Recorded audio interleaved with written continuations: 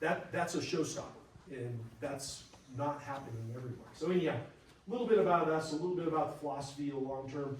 One of the places that we look for money, if let's just say there was no other money out there, one of the things in these old buildings, this building you can just tell from the design here in the high school, middle school, this is a 1960s design. You can walk through.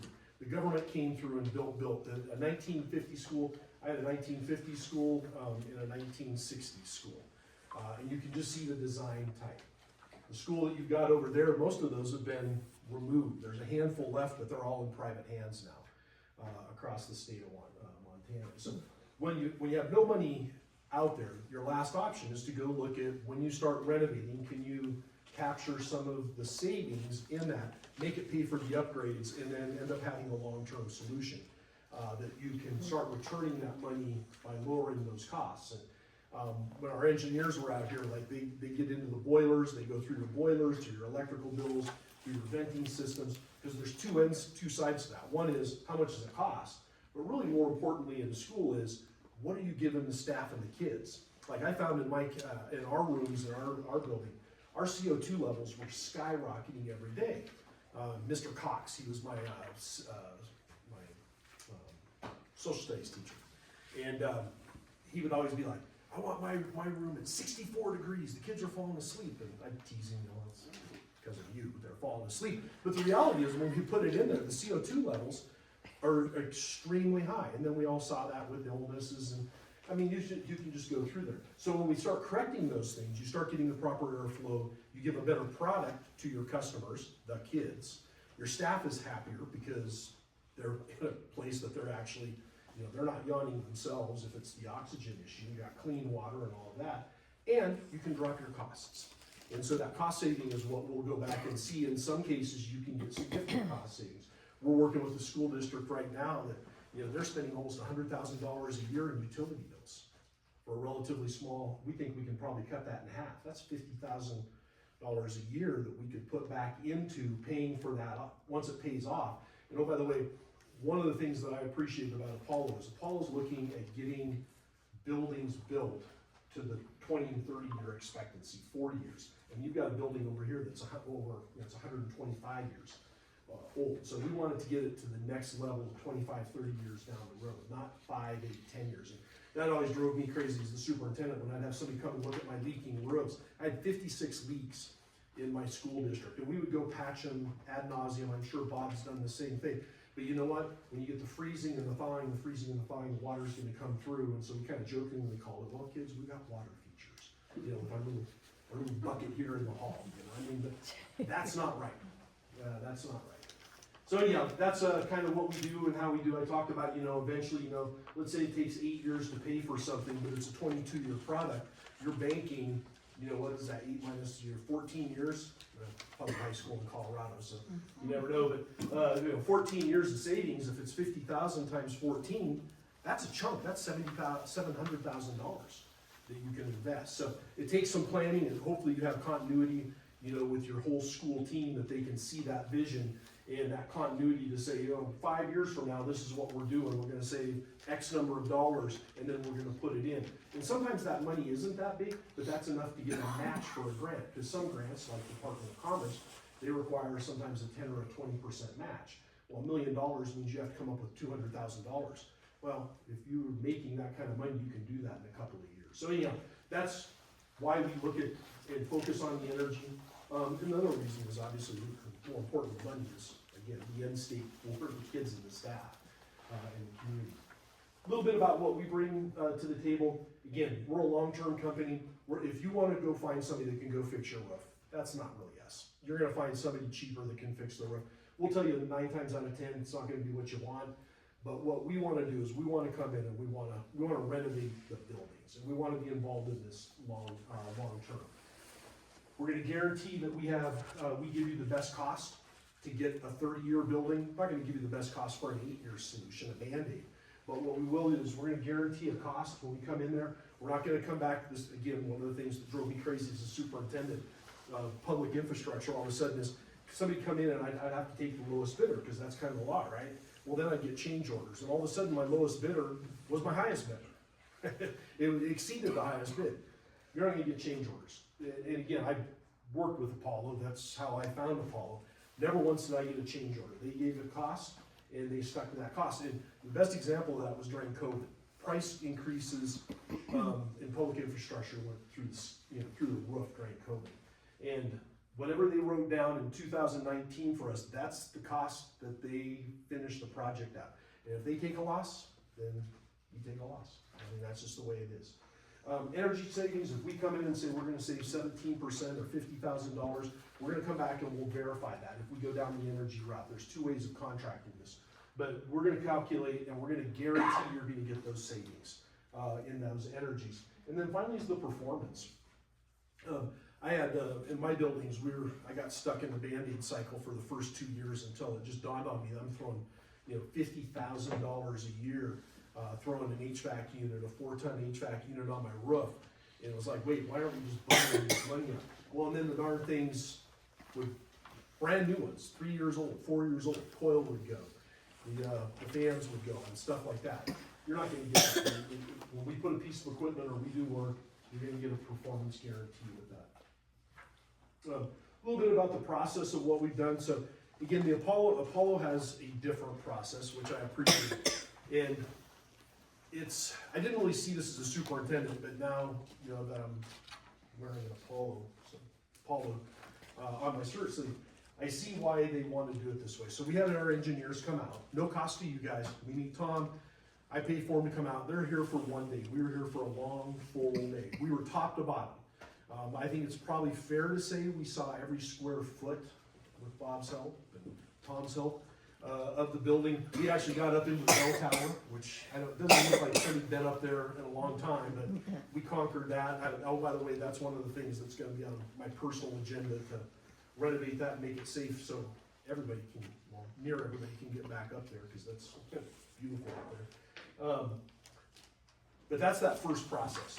And Apollo does that because Apollo wants to know the building. So we got to know, because if we're not going to come back and hit you with change order and play the change order escalation game, we've got to know what's here. We've got to know how much insulation. We've got to know where the roof leaks are. We've got to know the HVAC. We've got to know about the biofuel and why does it work and why doesn't it work and what the shortfalls of all of this are. And then we're going to come back at the end of this. So we've already done this. And again, no cost to anybody here. That's just, we do that because there are some places that we go in and we're like, they'll come to us and say, we want to rehabilitate this, we want to do this, and we just say, we can't do that. That is not going to be, we can't put our name on it because it will fall apart. If you're going to go renovate a portable, and try to get a portable to last another 30 years, you can just go buy a new portable far cheaper than that. So this is kind of where we're really at now. So we came through, we've done our assessment, the three of us are out here, we've pulled some information, Catherine provided a bunch of information, and we're kind of going through this step right now. We're pretty much done with the data collection. We've developed a set of what we call FIMs. Military guy, right, gotta have an acronym. Facility Improvement Measures. And what we do is we're gonna look at, these are the key things you really need to address in your buildings to get them to the next 30 years. And we're not looking at necessarily the carpet or something. We're looking at structural things. We're looking at your HVAC, your plumbing, your safety and security. Safety and security. I can tell you as a military officer, there's nothing that cost me more sleep than safety and security. Because I knew I couldn't put up with school shooting. And I know that's almost sacrilege to talk about, but it happens, and that kept me up at night, right? So safety and security was the first thing we put in, and Apollo has done that. We'll do lighting refits. Lighting is probably the biggest lesson learned I had as a superintendent, because I'm just like, well, again, I was on Navy ships, right? A light's a light. I saw firsthand how lighting, LED lighting in particular, affects little kids, especially kids that are already struggling. And we had one kid, this kid, he was just out of control. And when we changed the lighting in that room, it changed his behavior.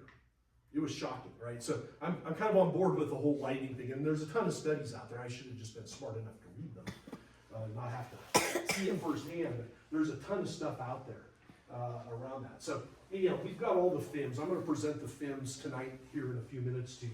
And then what we're really looking for, again, and there's no pressure. I'm not going to say, I'm staying here until you guys give me a decision. I'm going to walk away. I want you guys to process this because there's a lot at stake here. There's a beautiful building, there's millions of dollars, and there's, the future of Phillipsburg education. My favorite quote that I learned in education and around educators is, you never get the second chance for first grade. And, right, I mean, that's kind of true for me. I mean, I probably could have done better in first, second, and third grade along the way. But what we're gonna do is, we're gonna come down to this, and I will come up, I'm gonna present the FIMS to you tonight. Another acronym I'm gonna throw at you, it's called ROM cost, rough order of magnitude cost. We're in the process, if you wanna go forward, and you know, I don't need a contract on this, but you guys talk about it, you guys figure out whether you wanna go forward, you let Tom know, Tom will call me, and at that point, I'm gonna come up with a rough order of magnitude costs for you. We don't do that right now up front because it takes the engineers a lot of work to do. And if you're just not interested, this is just a good breaking point right now. If I don't hear from Tom, you know, for a year, you just put it on the back burner. It's still there, all the work is there, it's just on the back burner. I'll check in with him probably once, and then that's it. No hard feelings, you've gone your separate way. But if you do want to go forward, again, at no cost to you, if you're serious about it, I'm gonna come back and I'm gonna present the FIMS with a rough order of cost. And you'll see something like every one of those FIMS with a bracket on it. And at that point, I'll bring the FIMS back, but at that point, we are expecting to enter a contract. And the contract would be written in a way that you have an out, right? So it would obligate the school district to us, but only when we get money. And so I'm pretty good at writing grants. I got $28.6 million coming into my little school district. And I'm not promising that here because Washington State is wired completely different than Montana. But I can tell you right now, that building, and this building also, there are 4 grants. I kind of mentioned a little bit to Tom. There are 4 grants I can think of right now that if we had a contract tomorrow morning, I'd be writing it. And we'd be working with you on these grants. And it's not gonna be, I mean, to be honest, you're talking probably somewhere on the magnitude of, you know, $15 to $25 million to get these buildings to last another 25, 30 years. I mean, it's gonna be millions of dollars. The smallest cost I've seen is around 10 million on a little bit newer facility, a little bit smaller facility. Actually, you don't have that many FIMS. The bones of these buildings are remarkably good. Remarkably good. So you're blessed with not having as many. I've got one school, I've got 32 FIMS that we're looking at. We're gonna put in, I think I've got 9 for the grade school and 7 or 8 for the high school. So again, that's kind of where we're at. And that's, you know, that's, once we cross this line, that's the Fisher, you know, cut bait type of a discussion that we've got. I expect that to take a couple months of discussion if you want to go forward, because again, we want to get it right for you, because we're going to put all these guarantees out. We've got to make sure we get it right. So what we'll do is I'll bring those same engineers that were out here. I'm going to bring them back, and we're going to go, instead of every square foot, we're going to get down to the molecular level. We're going to start looking at every square inch. We're going to go through that HVAC system and look at it. We're going to go through the roof and look at it. Like I already know right now that these roofs, if somebody comes in and tells you, well, you do what you want, you're the school board, it's your buildings.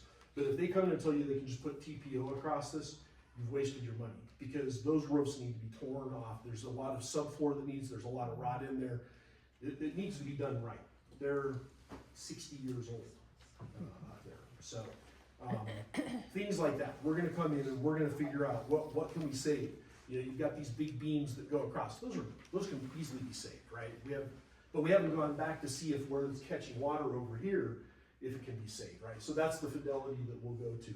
And then once we're at that point, that's where I start hunting grants. And like I said, I can think of 4 that can address probably 4, maybe 5 of your FIMS right now. So, just real quick, and I'm going to go through these real quick. This slide is an explanation of each of these. We've done this. We've done the no-cost exploration.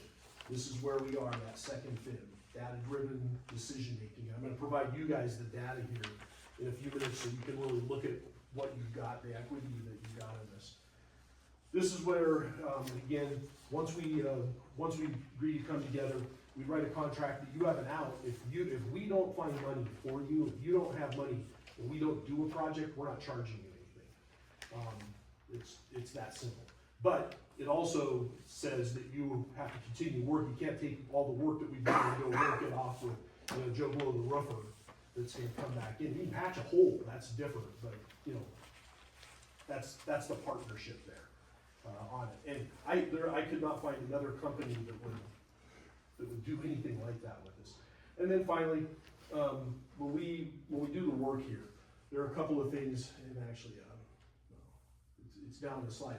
There are a couple of things when we do the work here that again are really, really different. That again, as a superintendent and my board, also really appreciated. One is you have an on-site supervisor, and you have a single point of contact for any kind of issues, general issues and stuff like that. I live in Red Lodge. I'm a Montana resident again, finally. So Tom has an issue with something, he calls me, I will fix it. It's that simple. When any work's being done here, you'll have an on-site supervisor that makes all things work together. And Tom can just go straight to that guy. He sees a guy, you know, he's got his car parked in the bus zone or something like that. That's how that gets taken. You always have somebody here. You just don't have contractors running around them up. And I'll tell you firsthand experience. I put a security system. My security system on my school cost about $1 million, and I had to do it in 2 phases. And I came down to, I thought, no, I'm building hospitals and schools in Vietnam for crying out loud. And I'm working with a government that did not want to work with it. I thought I had all this nailed down. I had my electrician stop right here, and I had my camera controllers stop right there. And it took me 2 months to figure out how to get that last little connection, because I tried to take it on myself. So I'm not saying that'll happen ever again, but you know how it is when you have multiple contractors working on something complex. You know, you don't want your rails, you at the Union Pacific Railroad in Utah to end up like this. They've gotta be touching. So real quick, when we came out here, we took something like 1,200 pictures that we've got in a photo in our folders, documenting stuff. And we have a packet about this thick full of notes already. So we have a head start on this. This just tells you what you already know, helps us again, because again, when you start looking at HVAC, we're working in a school. I was there in July. It's out on the plains. It's 100 and some degrees out, and they have this really great community room. And the community room is 64 degrees. There's no air conditioning any other place in the school, so it's hot as all can be. But this community room that they built is 64 degrees, and there's no one in it, and there's not going to be anything. That's just money going up through the roof. So again, we like to look at what the usage is. You know, people coming in. Like in our school, we hosted funerals and weddings and community events. We had all these different things going on. So, and we knew that we didn't need to. I don't need to be heating it and cooling it on a Saturday and Sunday. And the summer's different than the winter. Anyhow, a little bit about your school. These are now getting into the FIMS. I want to start with the wonderful building across. I won't belabor the point here, but roofs, doors, and windows, LED lighting, the weather seals, and electrical upgrades. 70-year electrical in here, you got electrical problems. And I have exactly the same thing. And it's not cheap, because you got to tear stuff out, you got to tear walls out, you got to tear conduit out. You gotta bring breaker boxes up to code. There's just stuff that needs to be done. And it's not because it's a fire hazard. Everybody that tells you it's a fire hazard, there's not been a child lost in a school fire since 1950 something. So it's always a worry. You wanna be aware of that. But you gotta get the electrical so that it carries the loads that you're gonna need to carry. The doors and windows, you got single pane, hollow core doors in places. Again, those, if you're in Florida or Hawaii, it probably wouldn't be a big deal, but here in Montana, that's a big deal. And, I would guess if we ask, you got kids that are coming, putting sweaters and jackets on in some buildings all the time. Well, that's a detriment to learning, when you're focused. And I remember that because I went to one of these schools where my hands were always cold, and that was a great. Actually, I used this excuse because I was. Oh, by the way, I was not a good student, which is another reason I shouldn't have been superintendent. But I used to tell my teachers this all the time. That old adage, C students, or A students work for C students, that's only you guys. That's all. You guys are all A students. I wasn't even a C student, by the time I graduated. So anyhow, more of the FIMS. This is the big one that we're kind of mulling over right now. And it's really your HVAC system. And again, I'm real sensitive to the air quality in school for a lot of reasons. One of the reasons and I was out in Western Washington, so I didn't worry much about fires. And Montana fires are pretty prevalent here, and this was a pretty gentle fire season on us this year, but last year wasn't. And you're gonna need an air handling system that can actually handle the smoke and a fire. And oh, by the way, I also remind people this, the primary purpose of these buildings is a school, there's no question about it. But anytime that there's a disaster or an emergency, what are the places they use? It's going to be the school. If there's you're not in a flood zone, you are in a flood zone because you're right below Lake George, right? Or Georgetown. But the fires, right? I mean, these are going to be these could be used for other purposes. And you want to make sure that in those cases you're at least can function at a minimal level.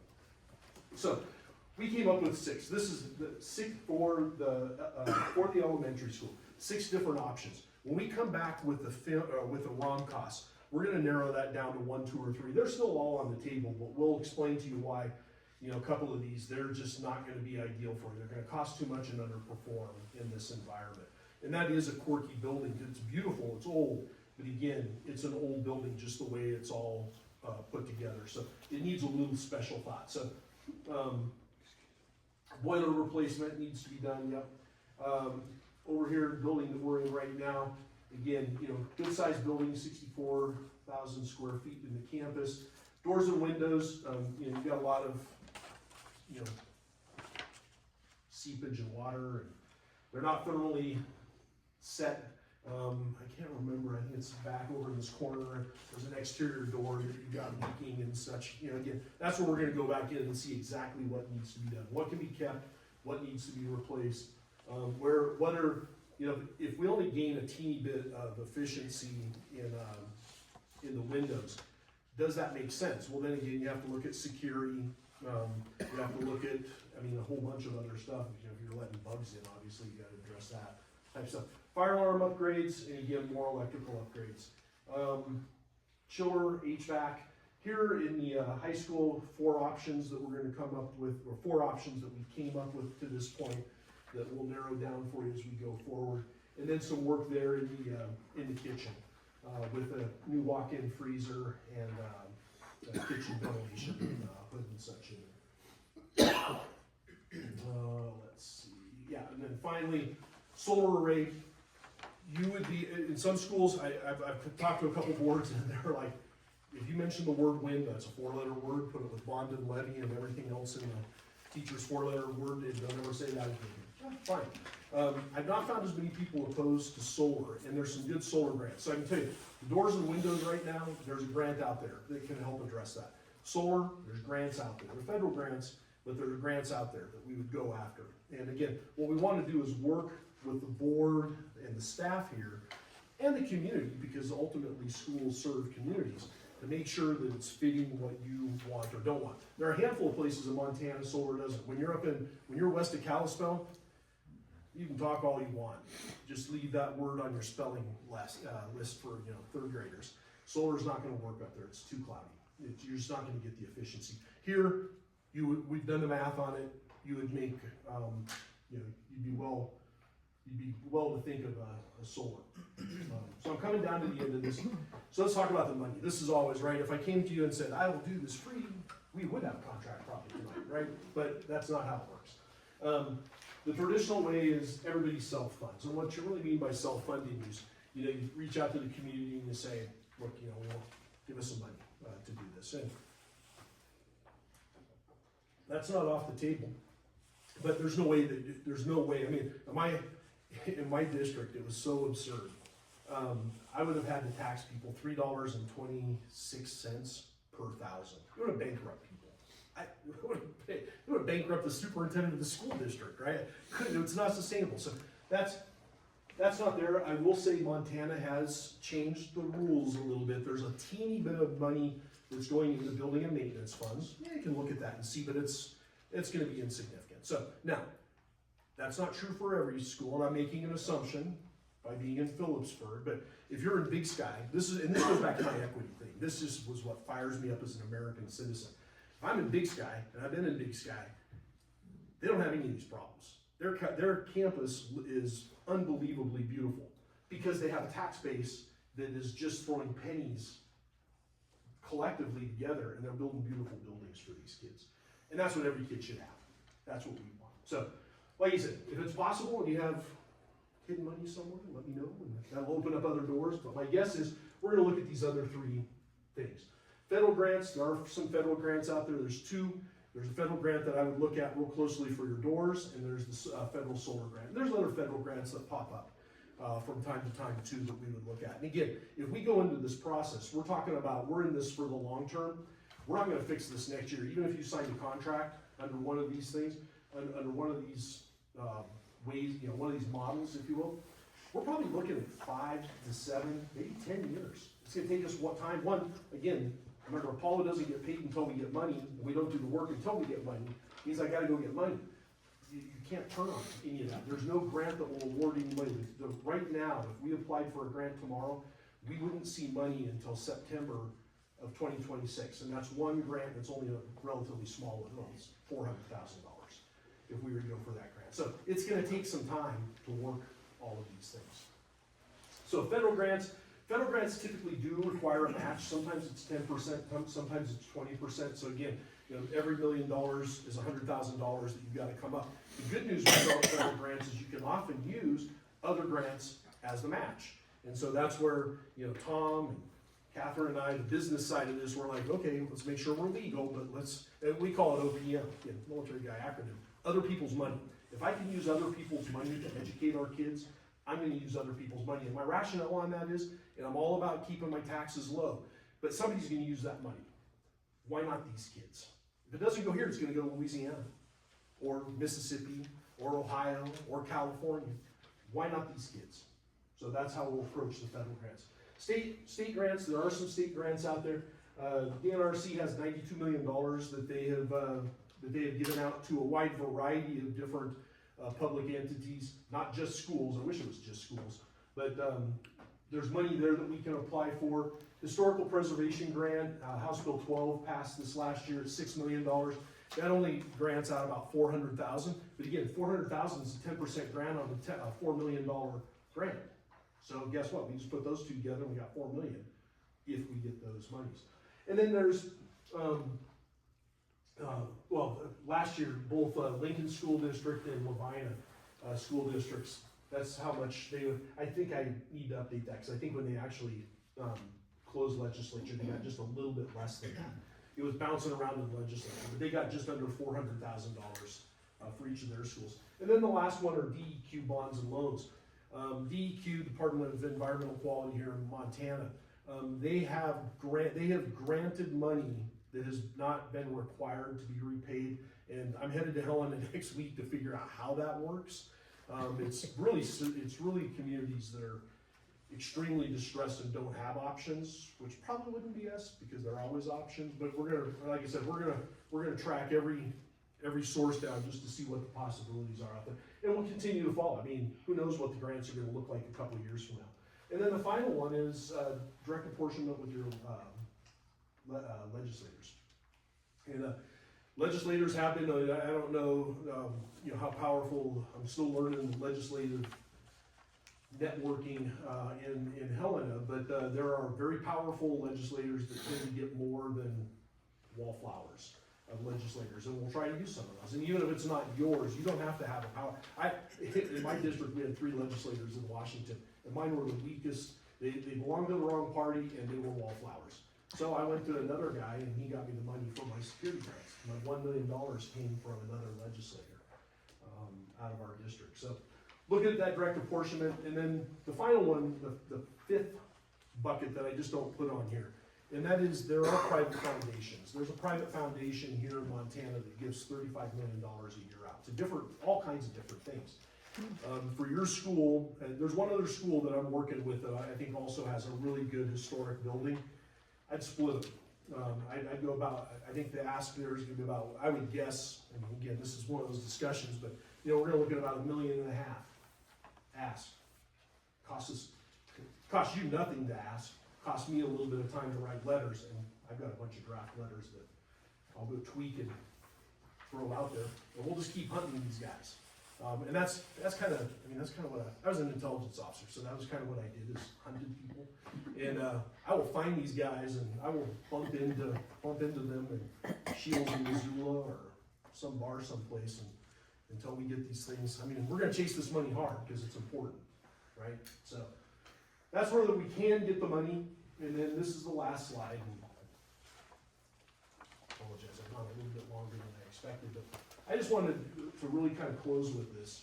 Again, that's the picture over in the high school on the wall. That's, I don't know, I hope everybody's seen this. That's the first staff that was here, 1896. One guy and I think 7 teachers, right? And they probably all lived in the school. That building is still here. There's so much fantastic history around your campus. Here, we gotta figure out how to save that. We're willing to play the long game. Like I said, if you want a roof patched, that's not us. But if you want to take a 5, 6, 8, 10-year approach, really not much risk from a district, which is what I liked from us. Again, I've got no financial obligation if we don't get the money. We're here for you, and we want to play the long game with you.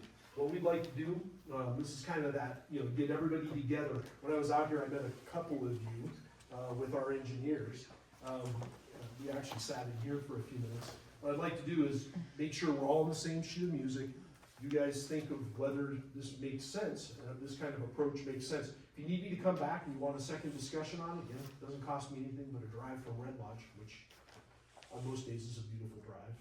There's a little bit of white stuff out there, but we'll figure out how to make it work, and we'll come back and have that next level of questions. The other thing too is you have my phone number on the thing. You can call me up if you have questions. You can shoot questions to Tom. If you have questions, however you want to work it. But we would love to work with your school and with your district here. You've got this is a neat community too, right? I know you all know that because you're living here. But that building and this neat community is very, very unique. And I think it's one of those things when you live in a place like this, it's easy to overlook it and go, oh yeah, because you see it all. Take a second when you walk out tonight and just realize what you've got and how blessed you are. If there's something we can do to help, we're here for you. Any questions? I have a question. Well, excuse me, I'm looking at the elementary school HVAC upgrades, and there's like 6 bullets. And so my question is, are those are the options, right? Yes. Each bullet is an option. Right. And then, so would you say A is the best option? Are you going down like? No, so it's kind of funny. They were actually numbered. When the engineer sent them to me, they numbered them. And so I put letters on there because I was like, I don't want people to think these are prioritized. And it doesn't matter, yeah, they're not prioritized yet. What we need to do is, this is the next level of work that we need to do. We need to come back and really look at the spaces that are used, where the airflow goes. Because there's there's a ton of engineering that goes into this to get the right pressure, the right amount of airflow, the right amount of air withdrawal, and the right energy efficiencies there. The other part of it too that really complicates your school from an engineering perspective is you got a biofuel system out there that has to be factored in, and there aren't too many biofuel systems here. And so we just want to make sure we get the right one. Is there a reason to preserve and continue using that? Is it a recommendation? I was talking to the engineers earlier today and said, hey, what are your thoughts on that? And they're like, we really got to go crunch some numbers to see what the numbers are. What I will come back with you, I've seen it before, you may get D and B, you may get E and A. I mean, it's just, it has nothing to do with priorities, has everything to them looking at, again, the school usage, what it's being, when it's being used, what the peak, one of the things that we need from Northwest Energy is to see when the peak demand areas are, what those energy costs are, because you can find, many of you probably know this, on my school, on my football field, when my coach would go flip the lights on, it cost me $350 for him to turn the lights on because it was a surge charge, right? So the engineers need to go calculate all of those things to make sure we're avoiding surge charges, because you don't want to be paying that, and you don't have to. Heating a building never is instantaneous, right? So there's ways that we can work around surge charges, and that's what would factor in to which probably two, we probably would come back with two, we'll come back with all of them, and we'll say, we discounted this because, we discounted this because, we discounted this because, and here are the three remaining, or here's the one remaining, this is by far the best, if there's one that's a clear standout. Does that answer? Yeah. Okay. Ma'am, go ahead. If we don't get this work done, how much life do you think we can get out of that school? Well, I mean, that building's been 125 years, that building's, the walls on that are gonna stand another 125. I mean, you notice, like, over half the buildings I'm working in have foundation work. Remarkably, you don't. I mean, we've been down there, and we'll go through it again. I mean, like I said, we've been at the 1 foot level, we're gonna get to the 1 inch level on it. Your foundations, the bones of these buildings are in really good shape. When you walk through here, I think we found one slight crack. Is that right, Bob? In the high school, and it's not a structural crack in here. So the buildings themselves are gonna stand a long time. Your HVAC, everything that we listed here is at a point of failure where you're just gonna throw time and maintenance, money and replacement. You're gonna be like me where you're throwing $25,000 to $50,000 to change this and fix it, and 3 years later, it's gonna be broken again. And so, what we wanna do is, what we would like to do is, when we're done with this, let's say we finish in 2030, you don't really have to do routine maintenance, but you don't have to really look at anything until 2050, you start looking and planning for it in 2060 and 70, which all of us will probably not be here.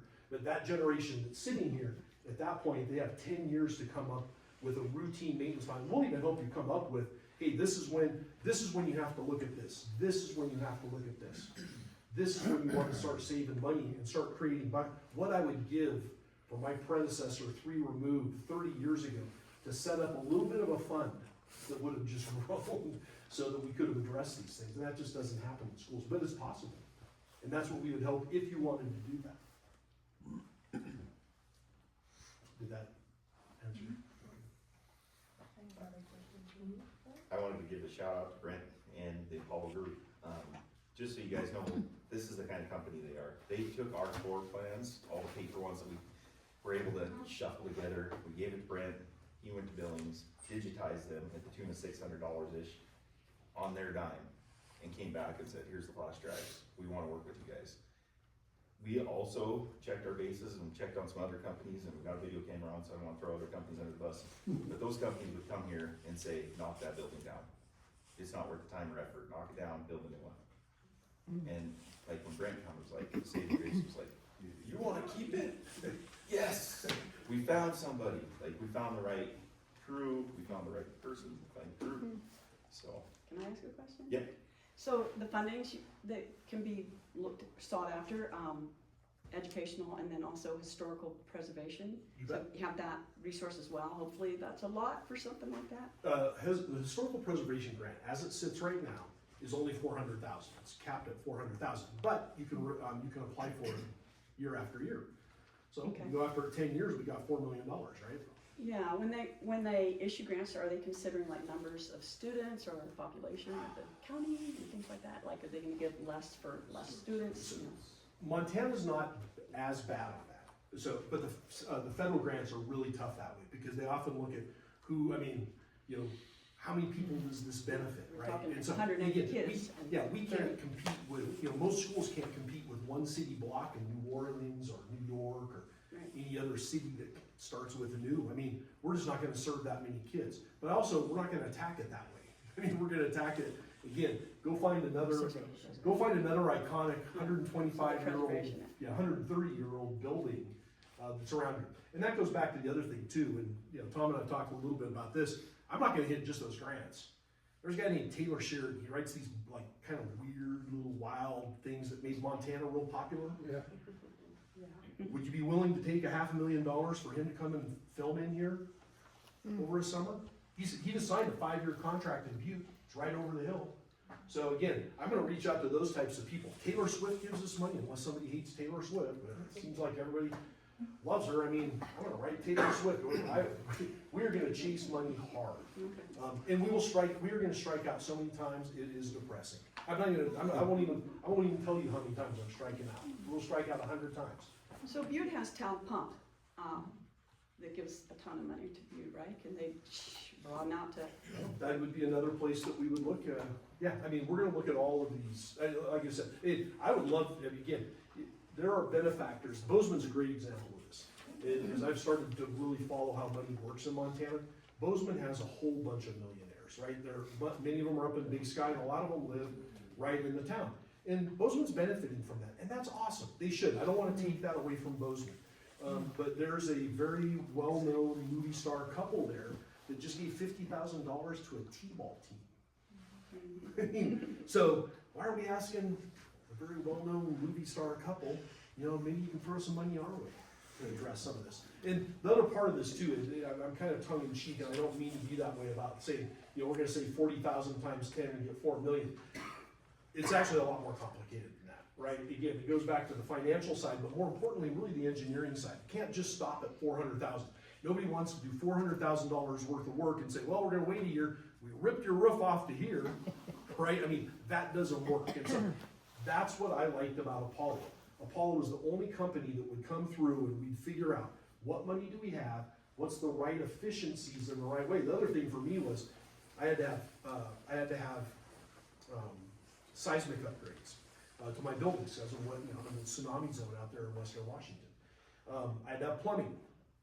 I had to have a new roof. I had to have I had to have all these things. I had to have a new electrical system. As a taxpayer, I didn't want to spend money where I'm tearing the walls out to put a new electrical system and I put them back up.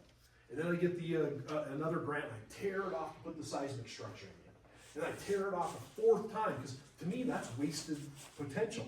That money that takes to pull, just a simple pull a wall apart, put stuff in there and put it back, that's money I should do once and take the 3 times savings and put it to something else. And Apollo was the only company that would work with me on that, coming up with the right way of doing this. So again, that's what our engineers, we'll leave that to the engineers to coming up with the right things.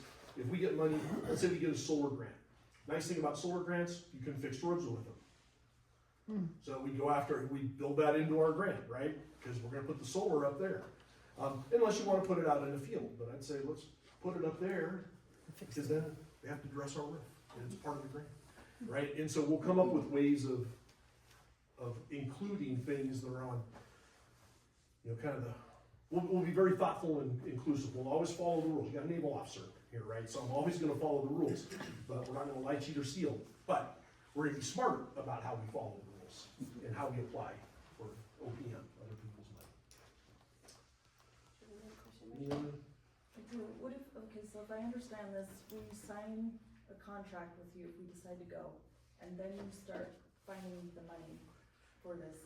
What if you don't find enough money and then we're stuck in this contract with owing a lot of?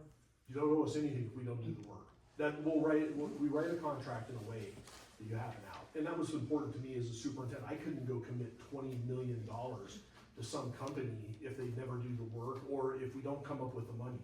And so we come up with a contract. What we typically will do is, I would say for a school like you and with facilities, instead of having the engineers come back, there's 2 ways. We could come back and we could write an investment grade audit, IGA. And we could write a number in all those places and say it costs, let's say it costs, what number divides by 90? $90,000. Okay, these are just fake numbers, so don't hold me to any of these numbers. They may be high, they may be low. $90,000 per FIM. May come back and say, well, let's put $10,000 against each FIM for our engineering costs. And once we get the grant for that FIM, then we write it into that grant, and the grant pays for the engineering costs. You don't pay for anything. Everything we're gonna do comes from you. Now, what I will say, in all honesty, sometimes you come to the end of a project and people are like, and you hope that the community starts buying into this, right? The community's taxed already.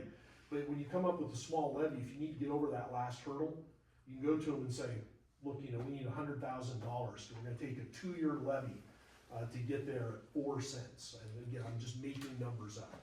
That's not the same as asking a community to come in, for a 20-year bond or a 30-year bond, right? And so that could be the very end part of it. And if the work doesn't get done, Apollo just eats it. I mean, that's the anxiety I feel, because I'm gonna be the one, I will work as much or as little with you with grants. I was a naval officer, so kind of a control freak. I wrote all my grants. I didn't want anyone else. Nobody knew my community better, nobody knew my kids better, nobody knew my buildings better. I wrote all the grants. For most people though, and for some people I helped in Washington, I ghosted, some of my friends that were superintendents, I ghosted them. I'll work with Tom and Catherine, board, community. If somebody else wants to write them, I don't want to take anything away from you, because it is hard to write grants. You run wild. But if you want me to write them, I will chase them. And I will ghost write them. I can't submit them. Nobody's gonna give Brent Freeman from Red Lodge, Montana, a grant. They have to come from the schools, but I'll ghost write them. Whoever writes them, they have to be submitted either from the board or from Tom. And so I'll ghost write them, we'll submit them, through the grant. And if the money doesn't come in, there's no work done. And we only do the IGA to generate a cost once we get the grant. I've got enough information on the buildings now, I can write a grant about the buildings without bringing the engineers back. That's part of the reason we do this. I will have to come back at some point and poke around your community a little bit, because you gotta put Phillipsburg ahead of everybody else. And I always akin this, when you're chasing grants, it's like an Olympic event. The winners and losers are gonna be separated by 1/10 of a second. We want gold or silver. We wanna be on the podium, right? And that means we have to we cannot leave any stone unturned. And that means we gotta get in here, we gotta be truthful on our grant application, we gotta know the community, it has to reflect the community.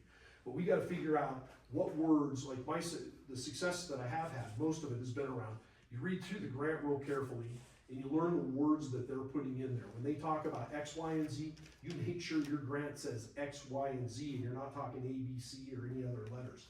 You've hit those. But then I'm also talking to the grant evaluators. What is your focus?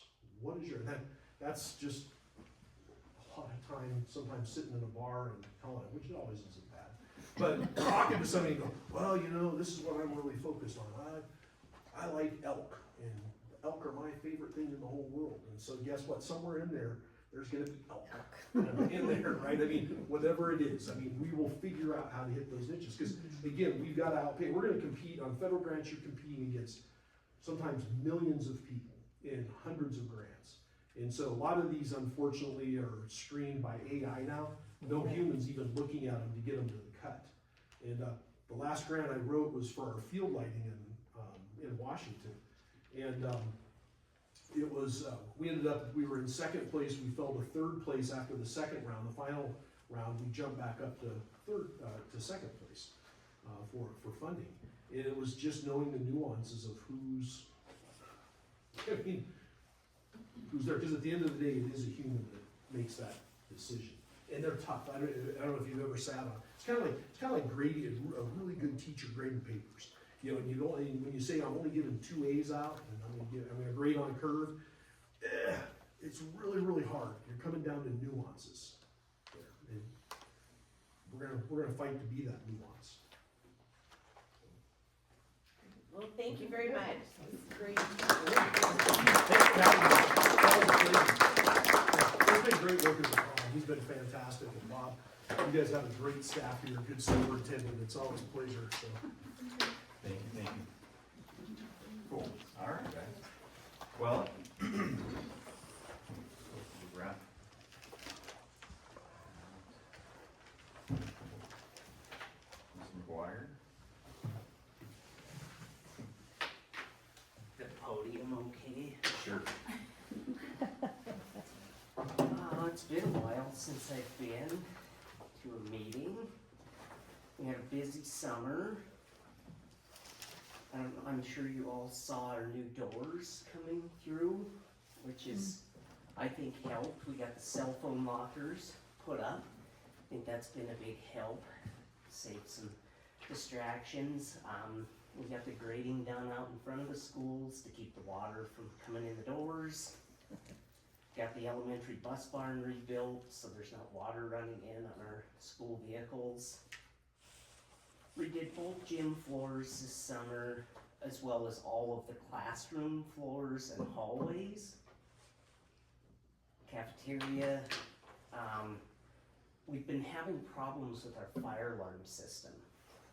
We had some repairs done by a young technician that services it, does the annual inspections. He'll be back again. It's going to buy us some time, but ultimately the writing's on the wall. It's gonna need to be replaced at some point because such as all these other things, they don't last forever. They quoted us around 160,000 is the first bid that I got, which that's a whole other story. The thing that comes to mind with me, like new contractors and suppliers that we've gotten, Brent from Apollo is the only one that has given us any positive feedback that it's not gloom and doom here. Like I feel secure that I'll be able to keep what we have going until it is replaced, because with new technology, it's not just replacing a boiler, it's replacing your entire system. Foolishly, things were done, partials, they were never maintained, and that's why we're in the predicament we are. We had a company tell us, they went as far as to say, well, look at Helena, Montana, they're rebuilding their school systems at the tune of millions of dollars. We're not that bad off. Like, I'm not trying to scare anyone, it's just, it's old. The stuff's old, we're fixing it, but I'm only one person. So, most contractors will not touch this stuff because once they touch it, they own it. Because they know I'm gonna crawl right in bed with them and be like, hey, it's leaking again, or shorted out. They're gonna be like, oh, it's old, replace it. Well, we don't have that kind of money. I do have the heating system on. Everything seems to be working good so far. Control systems, we got some bids on that for the HVAC. Again, checking with other companies while Brent does his research. I really don't trust anyone other than Brent because he, like I say, he gives me positive feedback on it is possible. And we're not gonna have to raise everyone's taxes. I don't wanna pay any more taxes. For the school, I have no problem with that. Roads, no problem with that. Unnecessarily, just because someone can make some money, I'm not down with that. We looked at lighting upgrades, blah, blah, blah, kitchen, made some improvements there. Again, we're just trying to get by with what we have. The biomass, Brent mentioned that. The biomass will not run until it gets like in the dead of winter here because it is at the end of its life. We got quotes that were very vague as a tune of the lower end of $200,000 to retube it, put refractory in it. The control system alone is like $40,000. If we lose Deer Lodge as a sawmill, we don't have wood chips that burn efficiently enough to truck them here to heat these two buildings. Like, it just doesn't work out. In 2005, I guess it was a great deal, don't know, it's wore out. We're gonna run it as long as it'll go until it springs a leak and then it's done. It'll probably become a bus barn. I know one of the hot topics here tonight is use of our facilities. I spent some time today going through taking pictures. I have here 17 balls we found in our heating system. If we break a glycol line in that Phillipsburg Elementary gym, you will lose 2 stories worth of glycol into your gymnasium, turning it into a swimming pool, and you will not have school. Your kids won't have a place to go to school because there's no isolation valves on most of these lines. I don't know who plumbed it, doesn't matter. I can't fix that now. It is what it is. Like, we've gotta be pretty gingerly with this stuff because it's getting old and it's starting to seep. One wrong move. You guys can do whatever you want. I'm just suggesting if we're gonna have extra activities after hours, that it stick with basketball, running, taekwondo, things that aren't hard on our buildings, on our gym floor finish, and you need to put in your policy that they have to wear shoes alone for that. Like, they have to bring them in, put them on the gym floors and use them. That's really all I have for you for right now. Do you have any questions? Both of these are really great because we were just getting into our 5-year strategic plan that kicks off with this whole assessment of where we're at so that we can put more effort as we go through this whole process of assessing our facilities, which is our number one goal with our infrastructure. So this is great timing. Thank you both for coming in and giving us all your information. All right, next on the agenda is Robbie with Taekwondo. Okay, if I stand over here and I can, like that. Thank you. My name is Robbie House, and I'm the head instructor of Phillipsburg Damie Young Martial Arts, Taekwondo. And little history, my first class in the elementary gymnasium over there was April 13th, 1988. And we have gone 37 straight years of martial arts in that small elementary gym over there. Never stopped. That's 12 months a year. It's not seasonal. It's 12 months a year, 2 nights a week. Thankfully, Mondays and Thursdays, 2 nights a week, 12 months a year for 37 years. So I'm here to plead, literally plead my case for continued use of the elementary gym for my Taekwondo classes. We've had hundreds, literally hundreds of students, as adults, mostly children, but adults and children. It's a revolving door, it has been over the years. I just sat by Carrie, and she sits down, and I said, oh, Carrie, she was one of my students, like, how many years ago? 30? Me, my husband, and my kids, yeah. 30, her husband, both of them, and their kids, probably 30 years ago, but they were still my students. And so we've had, I wrote them down as I was sitting there, 13 of our black belts were high school kids, were kids still in school here that got black belts. And then, of course, they graduate, and then they move on, and I don't usually see them anymore, including my own son, but they got black belts in high school while they're students still going to school here. And I'm looking at this picture up here on the wall. That is my class, and we were the first class to graduate in this building. We were the first class. I did 3 years up on the hill over there, and this was the first class, and that was in 1971. So at that time, K through 8 was in the elementary. We had no junior high then. K through 8 was in that elementary school where I went to school, where my parents went to school, and where my mom was a school teacher in this elementary school over here, and my grandparents. So I live like I was born here. I've lived here forever. So I just want to say that I know there's issues going on with the use of the gym. I'm just here to speak for my own class, my own martial arts class, hoping that I can continue that. For concerns, my kids, as Mr. Gates just now found out, because this little guy comes to my class now, but he watched a couple of classes. They walk in the door, and at the door, they take their shoes and socks off, not even socks. Take their shoes and socks off, put them over against the wall, side by side, with the socks inside, and they bow on their way in the door, they bow on their way out of the door. If they have to use the bathroom and get a drink, they gotta bow if they leave this. Constant, it's respect. So we respect the gymnasium, and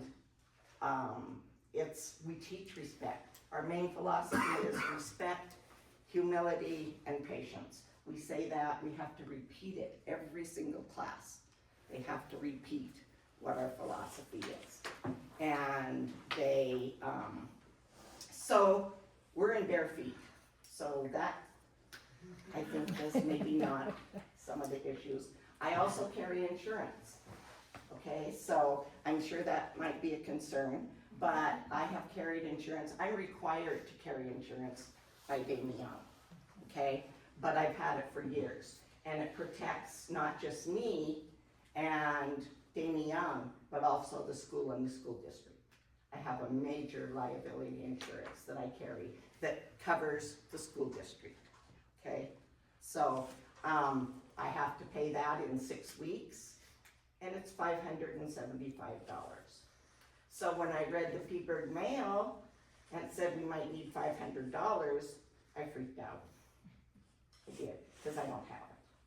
I charge $5 a month. That's all I charge, $5 a month. That's all I've ever charged. So, and sometimes I get that. More often than not, I don't even get it. I don't even get $5 a month. I have parents who could, but don't, or maybe they can't. I don't know. I do know actually. But I don't want any child to ever not be able to do this because they can't afford it. So $5, I've never changed it in 37 years. $5 a month. And I have to just kind of operate on that. And actually, Danny and I kind of just do it ourselves on our own money. So I'm hoping I don't have to pay to use the gymnasium. And that I can keep Monday and Thursday for 37 more years. Maybe. I don't know how long. I just want to keep going. So I have never, this is probably my first school board meeting ever. Maybe. I don't remember. But if I sit down and be quiet, but something comes up later, am I allowed to stand up and talk again? Or can I say anything else, or when I'm done, I'm done? I don't know. When we get into our items for action, there's always an opportunity to ask any questions on each of those items before we vote. And then I can ask if you have anything else at the end, we can ask. Okay. Because I want to hear, there are other groups here, there's pickleball and I don't want to call it geezer ball. That's what it is. It's geezer ball, you know? And I feel that, you know, the community needs a place to be able to have something for people our age, you know? And I think that this could be a workable situation, but we're gonna have to have communication, for one thing, transparency between the school and the groups. You know, it's workable, but we have to work at it, and we have to come up with some kind of a solution so that all the groups that do this, the older people who have nothing else really in the community to do, my own group, which is mostly children, but there's some of us. This is my assistant instructor here, Sandra Lee Barbara. Some of us are getting up there, and but we want to keep going. But I know the other groups have, you know, want to plead their case as well. So, but I might come back. That's okay. Okay. Yes, ma'am. Thank you. Also, do you have a percentage, like, can you tell me, 50 to 75%, is it student based? Like, have you ever said? Oh, yes, can you well, tell- not percent, but yes, definitely student-based. Yeah, so Definitely. 75% of your group Right. consistently is. We've had based on students. 24 of our students actually go on to receive a black belt. That takes a minimum of 5 years. Can't have a black belt before 5 years. Minimum of 5 years, an average of 7 years. So the students that I have had, 24 of them, have been there at least with me for 7 years. And so, yes, but it's mostly children. Yeah, like, on a month, or throughout the month, Monday, Thursday, you could say, you know, on average, there's 65% in that 1 month that are students. It's population-based students. Yes, population based. Right now, there's 15 students. Yeah, okay, Last year, there was 7 sure. or 8. Yeah, In I like don't 2 know. months. I just Yeah. started a new class of 10 or 11. If I keep half of them, I'm lucky. That's kind of statistically how it goes. I like to think that I'll keep half of them. Maybe I will, maybe I won't. Maybe I'll see them again someday. Yeah. I don't know. But they do have to have, it's required for them to advance in rank. 75% attendance in class is required by Damie Young. I'm under an association, a federation, International Damie Young Mudo Federation. So some of the guidelines are set by them, not by me. Cost for tests, that's set by Damie Young, not me. The required amount of attendance, 75%. and I have to send that in order for them to test. They would have to check that this attendance is there. So, and I do it from test to test. So yes, but mostly children, and this is Phillipsburg, Montana, but sometimes you would think, seriously, that it was Chicago or Detroit or somewhere else. I mean, literally, it's sad. I could write a book. Yeah. Some of the stories, it will break your heart. So, I think that sometimes this is the only stable thing, you know, school and these classes that these children have. It's very, very sad. I've testified in court in ugly custody cases. I've had to testify in court. I have taken children home with me at night because nobody came to pick them up. Or they bring them and drop them off drunk. Or they come to pick them up and they're drunk and I have to have another parent. Please take them home and follow this person home because I don't want that little child in that car. Trust me, we still need to do this for the kids. Okay, Any other questions? Very good. thank you. Thank you, Robbie. Yes, thank you. Okay, who's the representative for the pickleball group? So that's me. And the wording wise, I think There's it's your Oh, name. no, You want that? that's okay. Okay. kind of a little one. So, But separate. So my name is Brian Sand, I'm a pickleballaholic. I'm supposed to say, hi Brian. Hi, Greg. So I'm here representing the pickleball group, a number of whom are here, which is really nice. And so principally that, but also kind of ancillary, the geezer ball gang and the soccer folks as well, who all use the gym. And I've got, well, first of all, pickleball, huge sport now in America, fastest growing sport in America. And the beauty of the game is so many people of, say, mature years can play. And so, which is quite relevant to our community here, as we have an older population. And in fact, Walt here, 84 years old, hell of a pickleball player. And Kevin, you're approaching 3 digits now, is that right? Oh, come on, Oh, Brian. sorry. Okay, so No, I'm not kidding. But I have a couple of notes there, I'll make sure I don't forget anything. But we just want to stress that our group, I want to emphasize how important the issue is to us about being able to use the gym, because the 60 plus, in fact, of all the 60 plus members in our community that basically do in the various groups use the gym, it's the community members. It's not only physical health that we gain from doing this activity, but social and mental health, because it's a very social sport. Pickleball is not like tennis. You know, you don't get all cranky about it. It's very social, and it forms friendships, and it's a big deal especially for the older set. And especially in the winter months, we have no place to go to play pickleball. I mean, we looked outside today. We typically play, for 6 months out of the year, we play down on the tennis courts, which we painted lines on and everything, and with the permission of the city.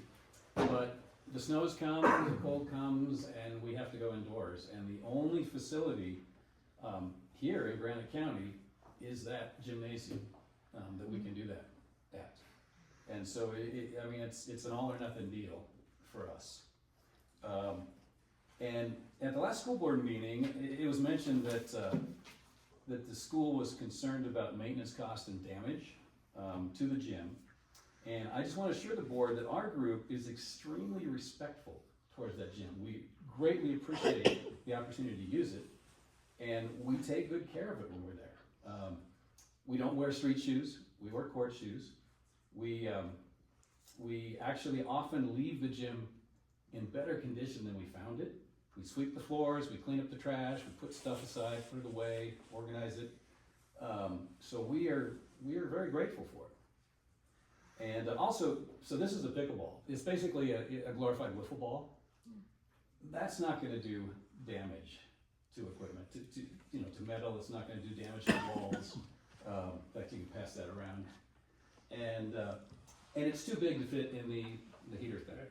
The balls found were not pickleballs, in that Bob found. And, That's what the paper said. well, yes.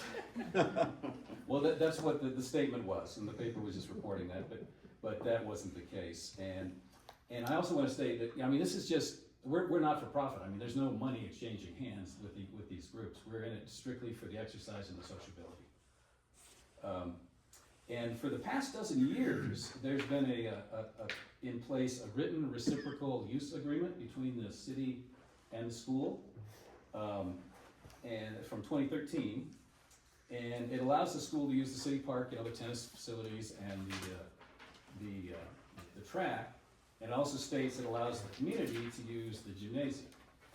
And I'm just wondering, has that changed? Have you guys voted to change that, or has there been any kind of amendment to that? So we have a history of use, of reciprocal use, which I think it's important. And then also mentioned at the last meeting was the need for communication and working together. I happened to come to that meeting, and we couldn't agree more. That's exactly what we want. And so we're hoping that going forward, that the school will be willing to designate like a permanent liaison, like a go-to person that we know if we have questions, we can contact. And if the school has issues, like, there's gonna be an event that evening or something else, they can let us know. So we don't show up and either, trying to come in or whatever. And as far as scheduling, our regular days too. And so we wanna make sure that happens. And I wanna say too, it was quite unsettling when we learned that we were just kind of cut off without any kind of communication, without anyone informing anyone. And we felt, I mean, not to sugarcoat it, we felt it was kind of disrespectful to us because we've been using it for so many years, and we were good stewards, and so we couldn't figure out why it was handled that way. And we just want to make sure that in the future that it doesn't come off like that again, that we can, that we retain goodwill between the community and the school. I mean, I think that's pretty critical in a small community like ours. So I just want to thank you for hearing us out, and we're eager to work with you guys and, make sure that the goodwill's restored and, everything's hunky-dory and we can get back in the gym, basically. Yeah. Can I add? Yeah. Can I add? Okay.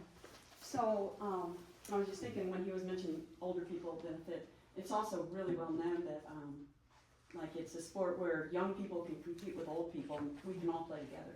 So the kids can play, and that's probably gonna grow as well. More kids in the community, you might get interested in starting to play, and you can play with your parents and your grandparents. It's like that kind of sport where you can all play together. So that's why it's like, become a beloved sport and grown, so much. And then the other thing I wanted to say was, basketball is probably gonna hit a pipe or break a pipe just as easily as a pickleball. I think we can all, sign a contract or whatever, agree to some fees or, making sure we have the proper shoes on and everything. And I wanted to say, I was really touched by Bob. He was emotional about the damage, and so I feel for him. And I want to make sure that if we do get to use it, that we know just how much we need to take care of that facility, and we need to be aware of pipes and what we, how sensitive, and, the lights on the ceiling, I'm not sure, where or how careful we need to be. Maybe don't play so aggressive, I don't know, but if there's a way we can work it out, that would be great. Can you tell me what days how often are you using the facility, what days are you using the facility? Yeah, so, I can answer that. Yeah. So, traditionally, actually the last 5 years, it's been 3 days a week. And we've been we were asked at one point, not to do it during school hours, because we were coming because it wasn't being used. But then, we were asked not to do it school hours, so we changed it. And so what we do is Tuesday evenings, and then Friday morning and Saturday morning are the ones we've done the last couple of years. Okay. And this is the high school gym? Oh, no, No, the grade it's school, a grade school. elementary Oh, school. Yeah. I thought Robbie said Tuesday. No, the No, elementary no, school. this is all the grade school. The extra gym. Yeah, the superfluous students, yeah. So what door do you guys come in? The I mean, one of there in the back. issues- You do come in the Yeah. back, nobody comes in the front door? Nobody comes down through Yeah. the school. Well, it depends, because we were also asked at one point to park not in the back, but in the front, so we started doing that, park in front. Yeah, and then we come in front door and go down. Well, cause I was just thinking limited, access, but you guys could work that out, I didn't know about the parking, it's just when Yeah, we've been very amenable to any requests Yeah, made to us, yeah. and we accommodate whatever you guys need, so, for whatever reason. I'm sorry, Yeah. excuse me, how many members on average? So how many? So it depends, we've got on our email list almost 60 folks. Okay. Of course, not all come at once, thank goodness, because we don't have that.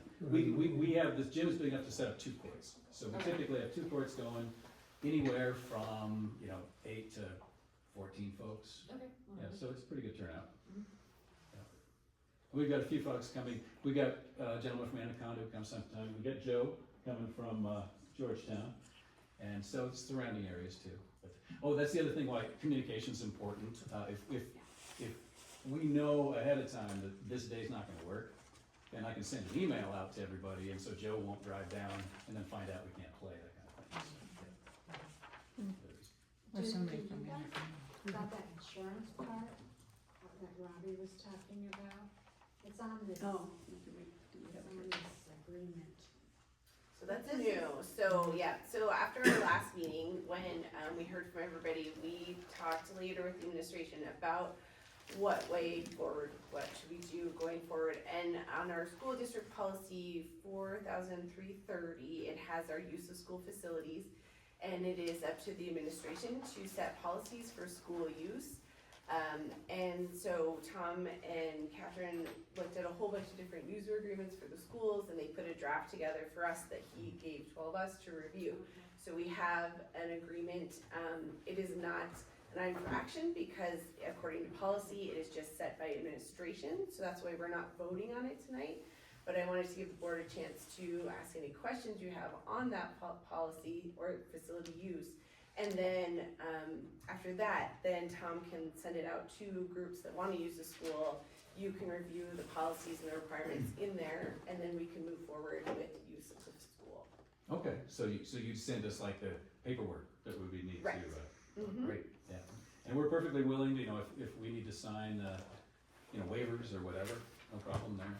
We can get our members to do that. Okay. So, yeah. So do you guys have any questions for Tom or Catherine on the agreement?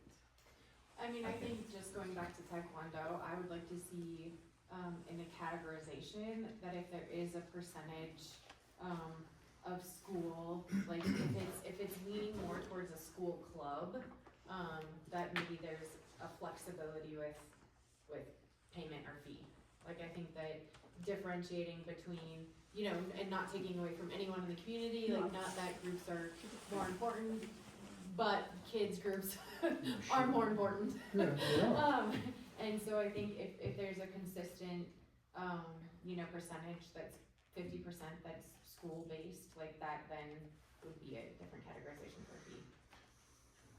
And I'd like to hit a few things real quick too, just while we're on it, like if we're on this topic and we're spending this time, let's just get it out of the way, let's get into the weeds of it, be done with it, figure it out. You guys need a communication piece, I need a communication piece, we're here together, this is it, this is the time, so we're gonna tackle this thing right now. Where we're at is this facility, use policy.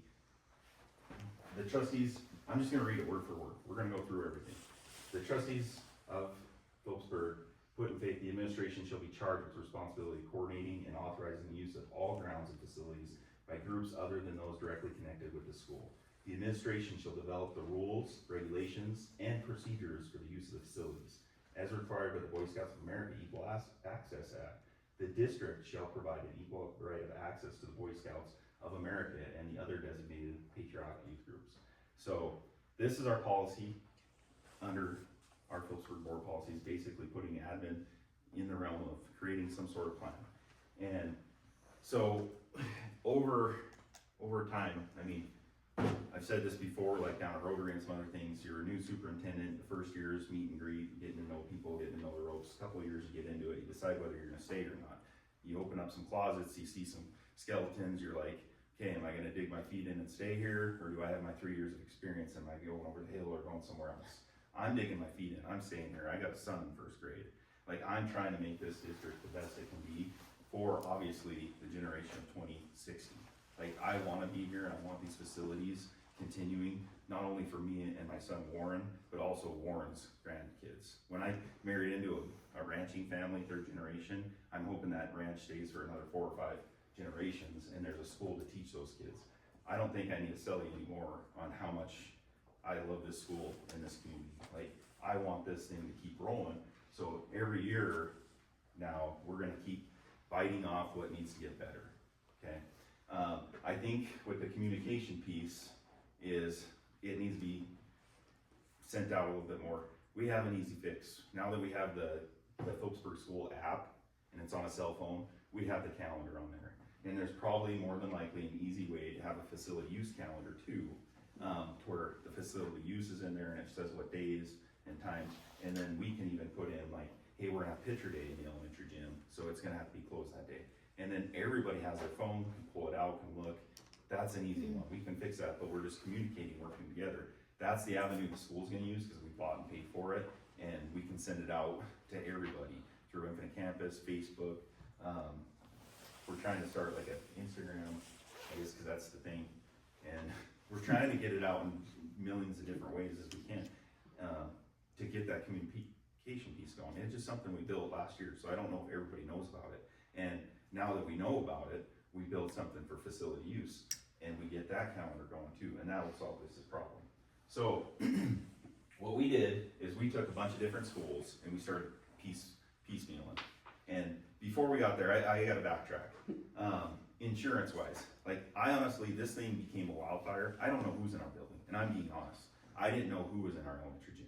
We rekeyed that thing with car keys, and then we got the fobs. And I started handing out fobs as that first 3-year guy, you know, meet and greet and trying to meet everybody. And I was giving fobs out, and I was filling out the paperwork. But, you know, there was no yearly, hey, come back, let's turn this thing on. Let's turn, like, who's in the building? I don't know. And so we're at a point where, you know, we can put something out and say, hey, let's have a meeting one night, and let's have everybody come in, and let's turn keys on and figure out the paperwork. But realistically, that's not gonna happen. Like, it's just not. If you turn somebody's key off, they're gonna come in and say, hey, Tom, why the heck is my key turned off? I want this turned on. And I knew that would happen. And I did it intentionally because I wanted to see your faces. I wanted to see you come in and say, okay, who is in my building? So I can create a facility use form and start over and say, hey, we need to make sure you have insurance, because our Montana Schools liability insurance goes into depth about insurance. And if we don't have it, you need $1 million for bodily injury, $1 million for like facilities in case something does go wrong. And we need to create something that's good enough to go on now until we decide to change again, that fills out everybody's paperwork and it's organized, and we have on there as much as we can to basically say, hey, if something does get broke, what's gonna happen is your insurance is gonna throw up and say, we're not paying for it, the school's insurance, and then our insurance is gonna say, no, we're not paying for it, their insurance, and they're gonna go to battle with lawyers, right? We know that's gonna happen. If we don't have this document signed with yearly, our insurance is SOL. They're already on the hook now. They're gonna be paying for it, which means the district's gonna be paying for it, which means the taxes are going to get raised to pay for it. So to cover everybody's butts, what we're gonna do is a new facility use form. Everybody has to come in, fill out a new one, show us that you have insurance, show us who you are, so who's in charge of it, who has the keys, and everybody understands that you're kind of the lead person taking on the responsibility if something gets broken, so that if people are in there, or if you do lose your keys, and say a bunch of seniors pick it up, and have a senior night, we don't have issues, right? But we tried to go into depth when we made this, and said, okay, you know, facility use rates, daily rate 35, annual rate 200, elementary gymnasium 25, 150, Drummond, I know, is charging 120 for a yearly. So we try to peel from everybody and see what they're doing. Butte charges like 500 to use for the day. And we just try to steal from everybody and say, how does this work for us? And then no charge will be made, other than the $5 for the fob. Because if you buy a bag of those, it's like $80. So, you know, if we can get $5, that helps get our cost back on that. But no charge, school-approved adult education classes, nonprofit 503Cs, verification required. We just need that paperwork for our insurance and our lawyers when they go to battle for us. PTA booster clubs, government entities, Boy Scouts, 4-H, similar youth groups, school-approved programs offering community education. Read into that how you want, community education. And then, this is a great time. What we're dying for is workers. Like, we don't have people doing the chains at football games, working the clock, even coming to a volleyball game and being a line judge, ball went out. We can't get people to do it. And like, maybe we could make a nice, hey, we're gonna discount your rate. If we have some of the seniors come in and help out with some of the stuff, we can make this work. I know we want it, like seniors want in, but we have some asks too where it could help us out in a good, this will be a good marriage with all of us. And I think it would get you in the school more too with kids, and I would be appreciative, and I know my AD would be very appreciative, finding the people. Like right now, we don't even have an elementary custodian. Right now, we have a sub, and tonight we gotta hire him because he's been a sub too long. We gotta make that person full-time, because that gets played into it too. It's like, if we don't have a custodian, and that school needs to be ready on Monday morning, there's a lot. It's an onion, you pull back layers. So we've developed this. It's ready to go. What we need to see 503C, or at least people coming in, going through this with us to see where each group fits on that, and we build it. Best thing is, we got it done before the snow flies, except for today, so it's ready to rock and roll, and we're ready to go. And I know I was gonna pull up, even when I interviewed, part of my interview questions were talking about facility use and how you play into the community, and I put in there, I mean, I can find it for the next one if you guys wanna see it. I put in there, the seniors are a part of this. As taxpayers in the base, you don't just forget the seniors. Everybody has a hand in it. But what we needed is just communication, obviously, right? Which I'll take fault for. But we just need time. We need time to build it and build it right so that it fits all of us. Because there's more groups than just what's here. There's more than Taekwondo. You know, this also plays into the funerals and the different things that hit our school. And like every year we have bikers come in that they've been coming for years, and they stay in our gym. And every year they leave, we call Butte Rocky Mountain Plumbing and do the drains. And like, this is just something that has to happen because for one, like the 2013 agreement, you know, that's 4 superintendents ago. And like I said, I just want to re-up it, put our names on it, and then I want it to go from July 1st to June 30th. And like with the fobs, I'll tell you when we're doing this. I'll say, look, I'm putting you in for CAUTA, your fob will turn off June 30th. Because on July 1st, you're gonna show me that you have insurance, that you're doing it again, you're the lead for it, you didn't move out of town, and we have documentation, and we're organized, and then that way, if anything happens to us as a community, we have a CYA, a cover your you know what, for the lawyers and the insurance. This is what I need to run this school productively. This is what I need so that if it comes back, I will be on the chopping block. It'll be, hey, Tom, as the superintendent, why didn't you have something in place that kept us out of hot water and kept us from all of our taxes going up? And it's just, it's a back and forth. I feel like the plan's really good, but it is something that more eyes need to see too and look over. I think it's really good, and we try to piecemeal from everybody. And it's not something that can't be changed, because administration is charged with doing this. We could put a new line number 8, 9, 10, 11 tomorrow and say, okay, this is it. But with an understanding, this ends June 30th, so that July 1st, we start over, and we've now made our school district and our town and our community and our schools a better place. That's all it is. So I know it got off track. I'm sorry, I also went on a hiatus in September. I seriously worked like 1 day a week because I went chasing these elk. So So where's the pictures? they're not here. I procrastinated so I get to keep going in rifle season. So it's gonna continue on. But my promise is we're gonna keep making things better and better and better. And there's always a reason behind them, and it usually comes down to 2025 lawyers and insurance and liability. And that's what bites us. And I'm trying to cross our T's, dot our I's, and make sure we're all covered. Because again, I can't afford a tax hike. So. Love it. I think it's critical. So I appreciate you guys putting it out, and also just the spirit of getting the community involved with the athletic programs. I think is Amen. fantastic. So I think it's great. When would it take effect? Because just getting insurance doesn't happen overnight, right? You know, this could take a month on the short end to get organized and get, you know, groups to do something like that. So anyway, but what are your thoughts on when it would take effect? This is the document. I'm here tomorrow. We crank one out, we fill out the paperwork, we show proof of insurance, proof of 503C, whatever you are. We issue keys, we're ready to rock and roll. I have the documentation. I do think there's another piece of this though, because I got thinking tonight with communication. It's that Apogee app and a calendar, and then that gets bombed into of who's in there what nights, and it's just listed in a contact maybe. And that will help. So, but in the meantime, Tomorrow. Probably the same thing, they come in and fill out the paperwork, are they Yeah. waiting on the insurance? We have to wait, we do have to wait But you're because saying we need to get our own insurance? you have to find a If we group have a insurance 501c. or something that covers We've you. had an You've had, existing policy. Brian, you got insurance, don't you? No, we We had- do. We did it a couple years ago. And Okay, it's we lapsed. can, I think we can re-energize the one, because the one we got originally incorporated That's what I thought. your group, and it was right here in town with Leanne. I talked to her in the morning. We can get that rocking and rolling. And can I make one question or comment? Is that the use time, we had a problem one time where the balls against the wall were affecting the plaster.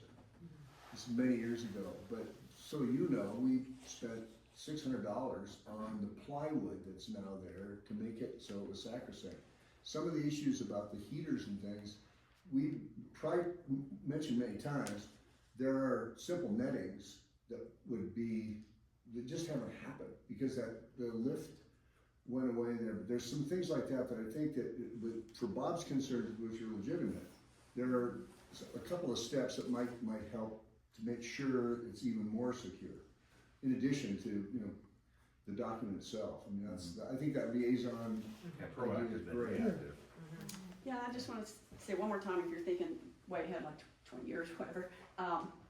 Well, I've been going to Bozeman, my daughter lives in Bozeman, so I play at this facility over there, and they have homeschool day for kids, and it's just packed with kids, and then they have after school hours. So like if kids can't play, like my grandson is like my size, and I would love to see him do pickleball and stuff. In fact, we're not letting him do football, because he's gonna be hurt, and he's not tall enough for basketball. So it down the road, I know you don't wanna worry about that right now, but, it is an up and coming sport. And then I know this is not like a club thing, but I'm in a club where they have on their website, like where you can sign up for volunteer jobs, and they kind of expect it, right? If you wanna use this facility, you need to volunteer so many hours. I don't know if you can set that up with the website, and we can go in, and it's all like 9 to 5 or whatever, 1 to 4, and for sitting in the office, or, you know, lots of jobs that you could click on the website, so Great. it'd be cool to have it all. And then I just wanna say that, like, we're using this facility that's, what was it, 1876 it was built or something? 125 years old. 17, oh, yeah, so, like, we definitely need to appreciate that, and it's almost like, I feel like if we had a portion of something we're able to make or something could go into a pot towards maintaining the building or helping to Agreed. do this work that you have to do, something like that too. The other thing I wanted to hit before I forget, like just the hierarchy, and you guys, this is kind of like everybody knows this. Varsity sports get number 1. We got to get the varsity sports in there practiced, and they do use both gyms, especially sometimes if there's weather. Junior high sports get second pick. Again, it's athletics.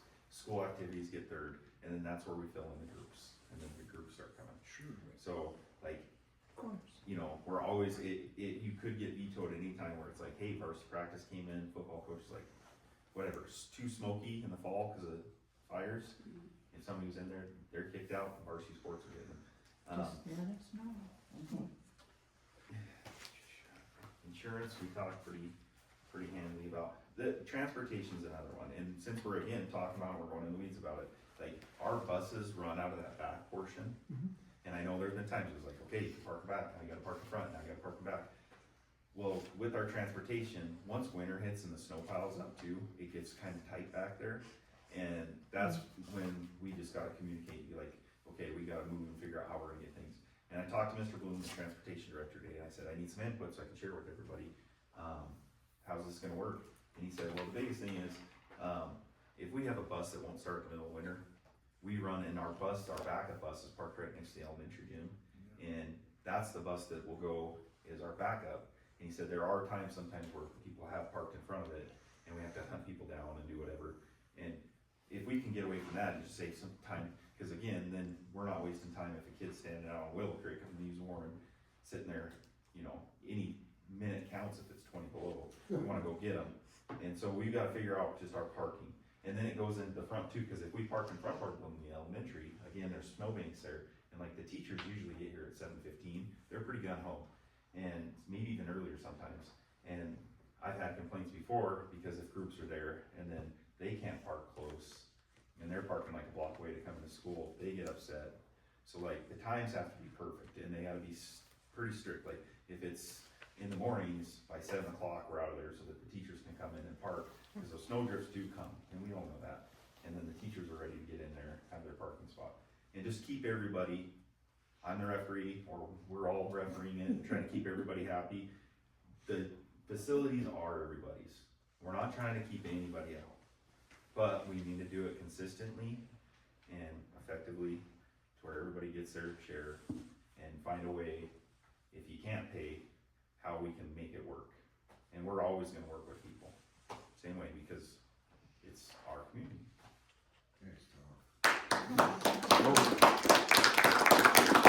Speaking of pay, you've got an annual rate for the elementary gym.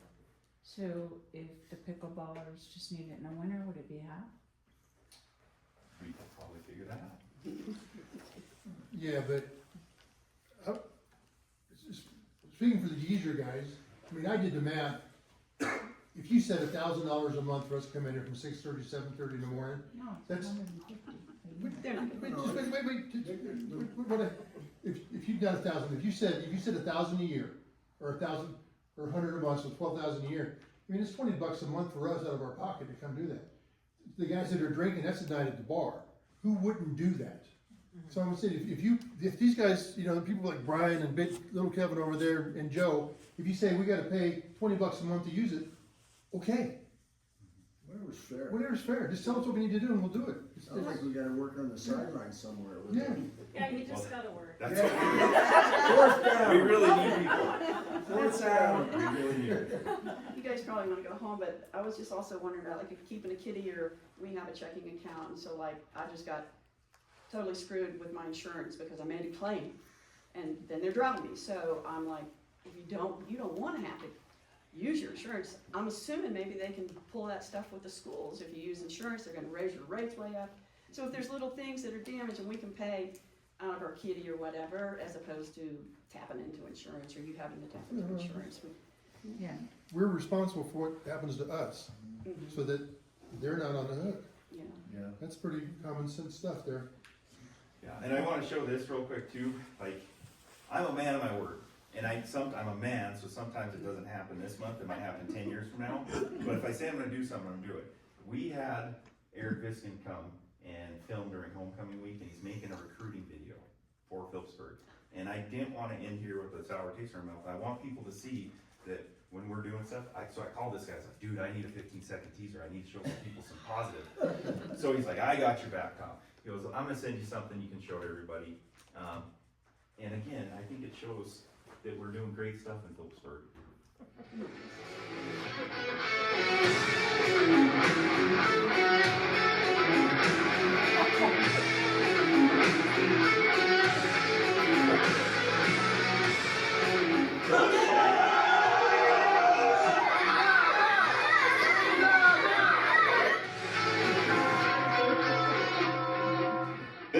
means to be a prospector, come join our team.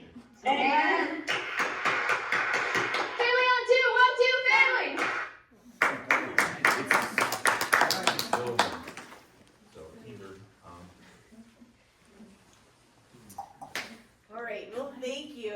Thank you all for coming, for your conversations, for your willing to work with us, and check in with Tom for your user agreements.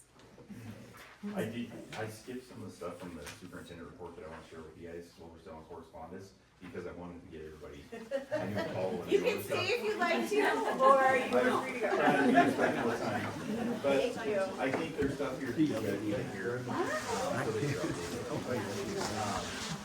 Thanks, guys. Thank you. Appreciate it. How are you? Yeah? Good, good, good. This is kind of the site.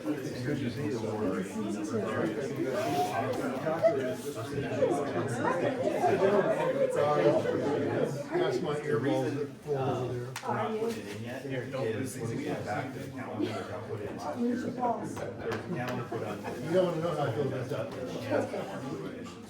No, things are good. How's your puppy? He's Don't good. know what happened, don't know why that Right, this is right now, so though. bad.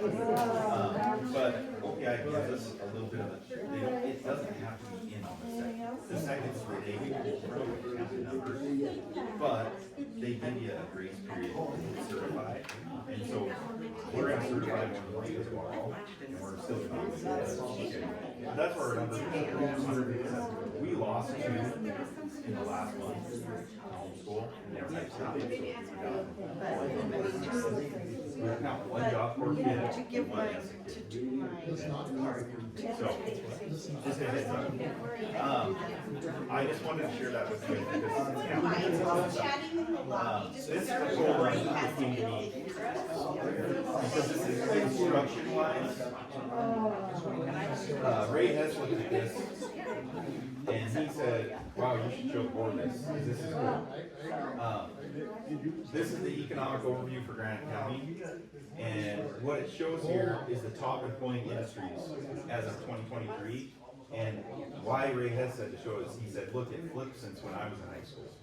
Agriculture and forestry were the number 1 back in the 80s, right? Now, accommodations and food services is where they're telling to push our students, right? Retail and trade second, public administration third, education services fourth, and then 5th is agriculture and forestry. So why you look at this is for the strategic plan and the instruction, and like how are we setting up our classes and stuff. So this was really good. And where was the other information that I thought? Granite County had 300 more people move in than out from 2020 to 2023, about 8% of the population. So 300 people moved in, but then we go back to our A&D numbers, they're not bringing kids, which we know, but now we have the data at the end to show, like, hey, we're getting less kids, but we're getting more people. Yeah. They are. Showed the video.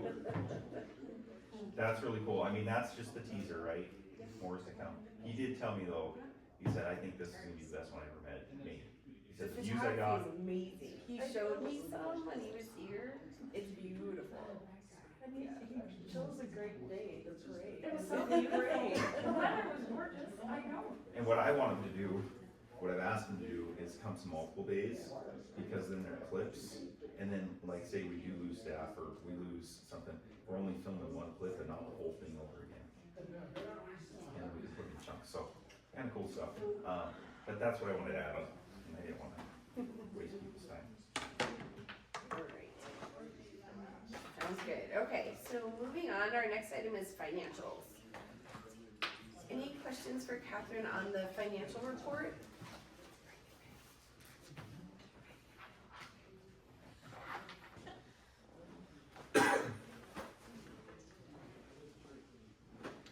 Thank you, Judah.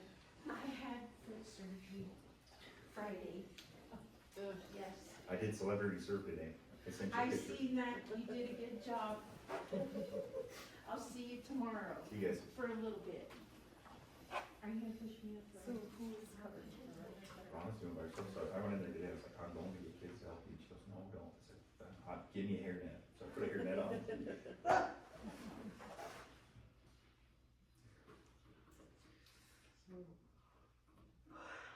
So if you guys don't have any questions, we just need a motion for the minutes. Okay.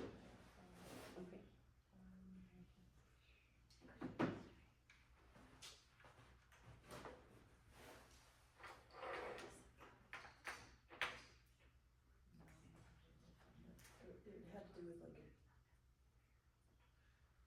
huge, oh, this general admin fund. Like what kind of stuff is general admin? It covers secretaries, it covers some of his stuff, it covers supplies, it covers anything for like administration. Okay. It covers elementary secretary, high school secretary, different things like that.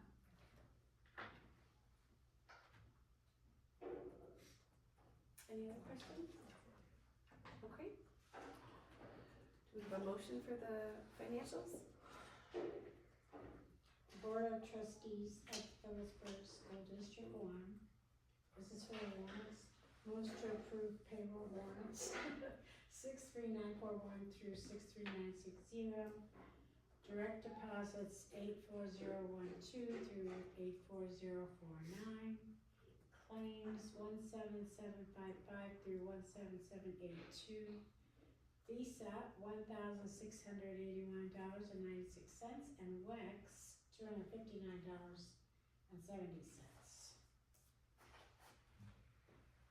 A second. Any comments or questions? All those in favor? Aye.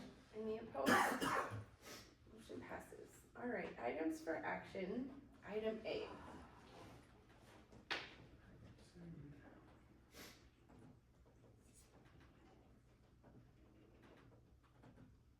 Emergency response plan. Jen and I talked about this today, and it's not ready for a final reading. We're gonna give it another month. I did reach out, and, when I talked to City Hall Rachel here today, we got scheming some better ideas too. Instead of having 2 hold harmless agreements with the Rotary in the city, just use City Hall, and it led into like, hey, you know, if it's a cold day, like it's snowing right now, in City Hall, we get all the kids in there, and it's enclosed, and then if we ever had to do a parent exchange, we could block people off and like use a door, and it'd be more secure. So it just kinda got spitballed from there, like, whoa, we need brakes, let this thing roll a little bit more, and we can use City Hall is our, main evac route.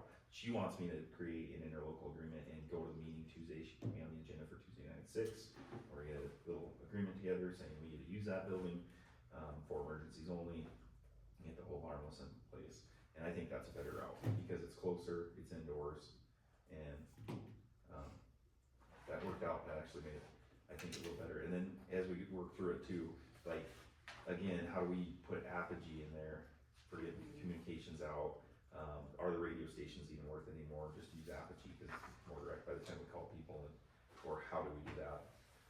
It does align with Drummond's though, so if we change ours too drastically, I don't know if we wanna share with them or say, hey, let's do it together, and then get Rico. And I called Rico today and I was like, hey, I didn't think about it with you being a new sheriff, but Dunk and I went through this thing together and had a pretty, good, cause Dunk was the first one to come to me and said, hey dude, when you make one, you make it the exact same as Drummond's, cause I can only memorize one.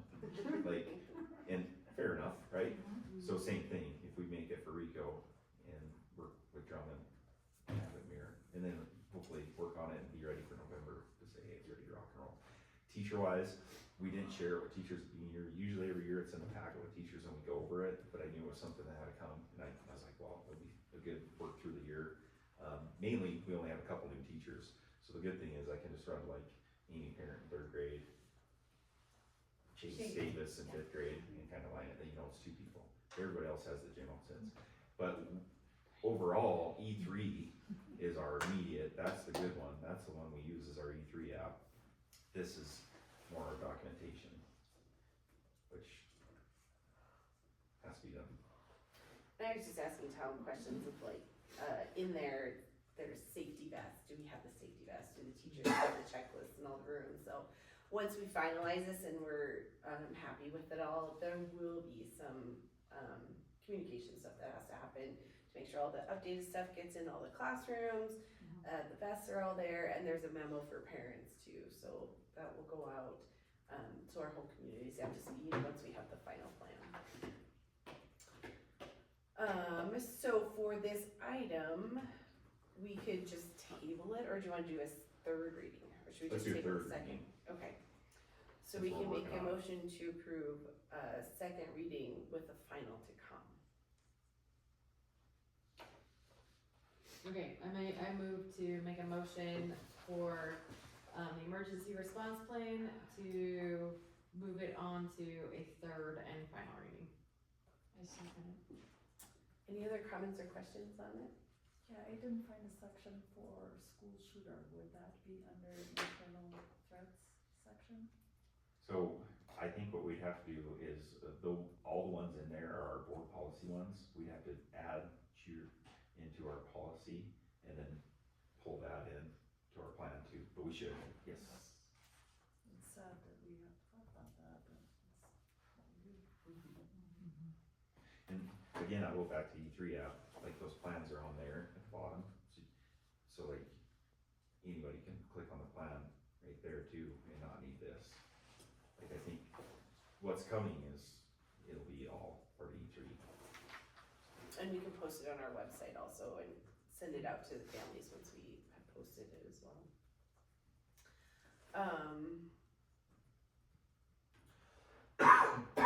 Was the motion seconded? Yes. Who seconded? Joy. Okay, thanks. Any other comments or questions on it? Okay. All those in favor? Any opposed? Okay. Item B, Review the Phillips Report Policy 2000 series for next month. The one I sent was bad. I printed new ones for you guys and gave you guys so you have a hard copy, and I think it's better. Some of them still go to 2 pages just because they're just that long, and I did notice when I was printing, some of the numbers on the right looked weird. But we're gonna stay the course. Catherine and I are going to do a, what's the word? A demo. A demo, with MTSBA to where they do our policies, which I really wanna go that direction eventually. So I don't know if we're doing work right now that might not really be used, because from the sounds of it, if we go through MTSBA, you know, there's a fee and then there's a yearly fee, but it will be kept up by them, and they add the new things. And I think for us in our district, it would be helpful, because then it's one less thing we're doing and chasing our tails on, and the board's doing. It'd just be effectively like outsourced, no different than we're doing with SPED, did some different things. And I think it'll help us put time and effort into maybe the Apollo stuff, right? Instead of doing this kind of stuff, to make Yeah. our district run smooth. I mean, I think they're all up to date on all of the legislative, so there's not things that we're having to like reconcile of like, okay, this is the, right, this is from Sam, so now we're going through like, well, did we do this? They're just doing all that for us, so. The initial up, I mean, it's over 5,000 start, but we pay that once and then it's about 1,200 a year, so. and B has done that for us, like she's scrubbed our policies continually, and we sit down usually once with her and go through all of them and what's changed and updated. But we have to decide where the money's better spent, really.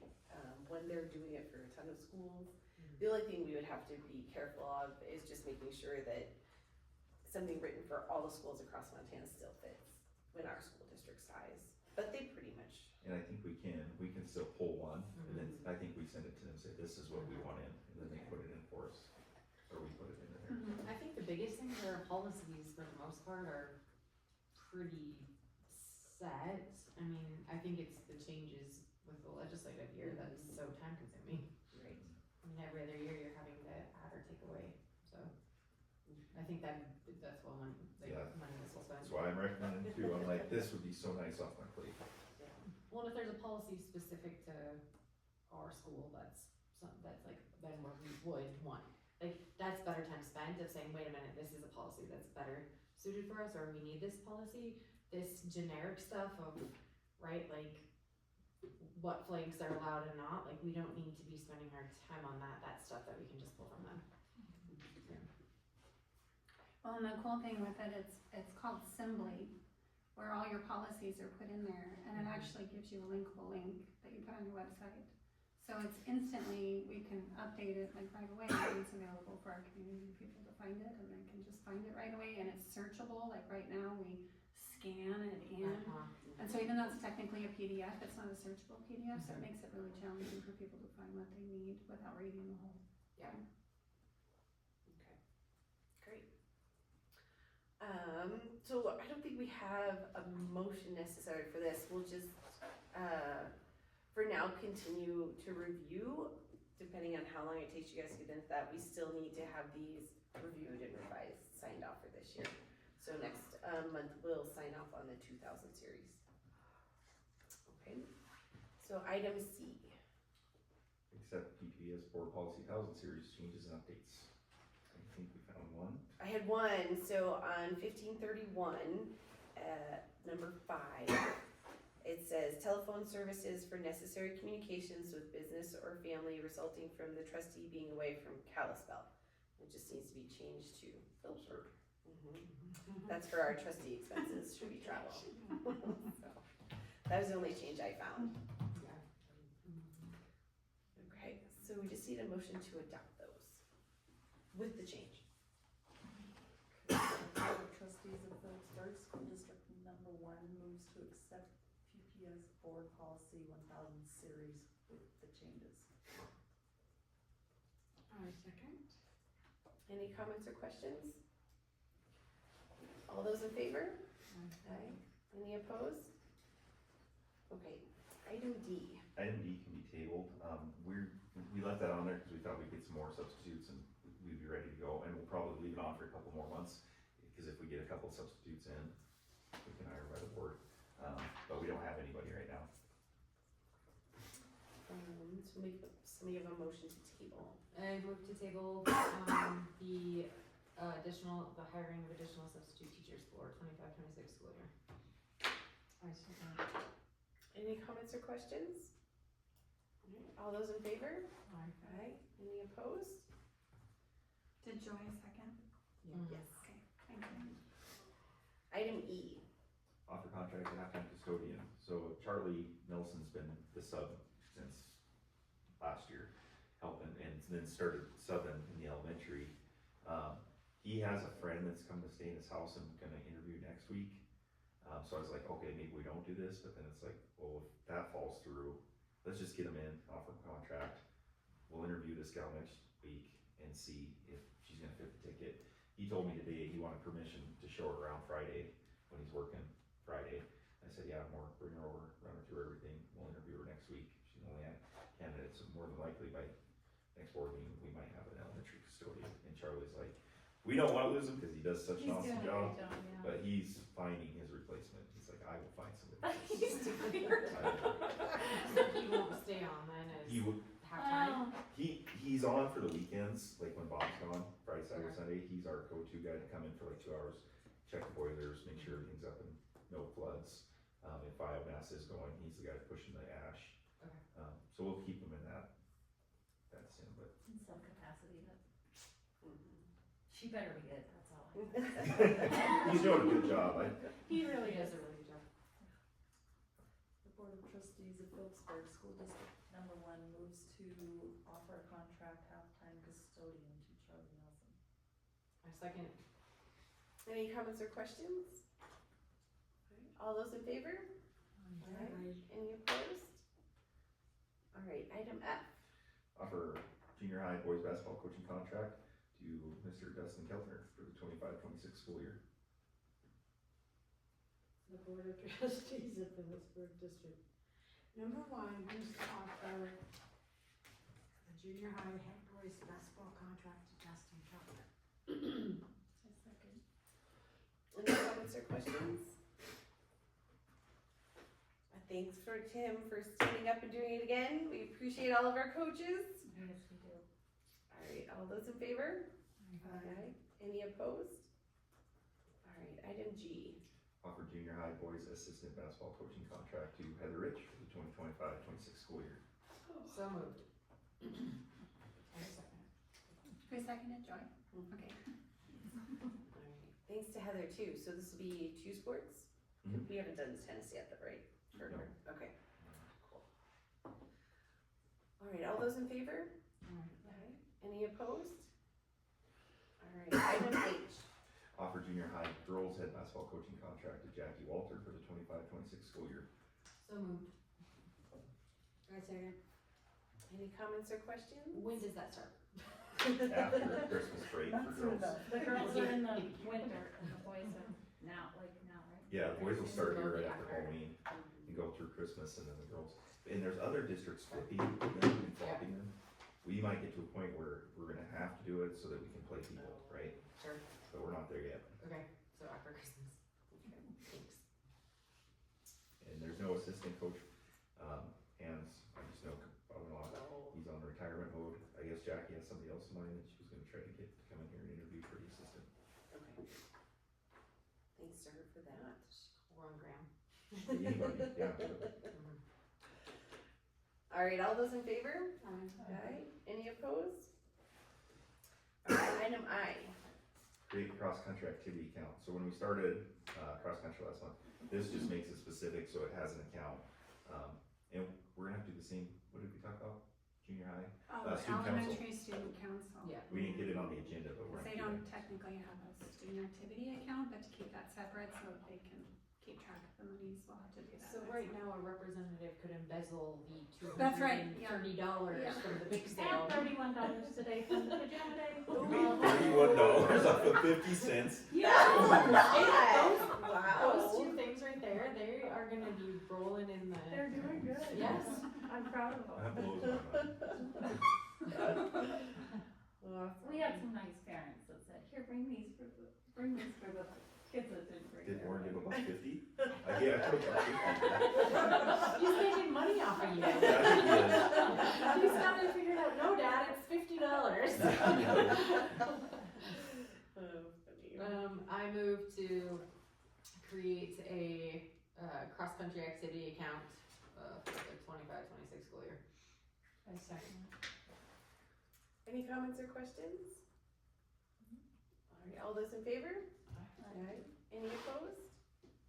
Alright, item J. For contract a halftime paraprofessional, my recommendation is the board offers a halftime paraprofessional contract to Joanna Krogstad for the 25-26 school year. And So she's moved. come Oh, yes. Mondays, Tuesdays. So who, is she like a new person in town, like her? She is Anna Bergerson's mom. Yeah. Oh. She's retired and lives up at the lake and, Teacher from Manhattan, Bozeman. I feel like she's just excited to be in Ivy's classroom, but we're really thankful that she's here. Mrs. Parent is particularly thankful. She was only wanting, I said, we will take her as much or as little as she would like, and she was willing to do 2 days, so that's really helpful. Great. Yeah, great. It's got some high need students in that class, so it's really helpful. Great. And she's a delight, she's just like Yana and Ivy. So we're really happy to have a positive member to the team. And there's room there in the budget. If we did find somebody else for the other 2 days, we'd probably snaggle them up and get Sure. Wednesday, Thursdays. We just gotta find them. So, custodian, halftime paraprofessional. Great, I recommend us to hire, halftime paraprofessional, Ms. Krogstad for the 25-26 school year. I second. Any comments or questions? All those in favor? Aye. Any opposed? Alright, motion passes. Our next regular board meeting will be Tuesday, November 11th, here at 5:30. And that's all, we'll adjourn. For the next month, December 9th, we scheduled a Christmas concert for that night, so we're gonna see if we could do a 5 o'clock meeting and do like we did last year, where we did a meeting and then we all ran in to watch the concert quick. That was in November? December, so it's this December meeting, we start at 5, and I figured if we can go quick hour and a half and then get in there. How are our teachers doing too that were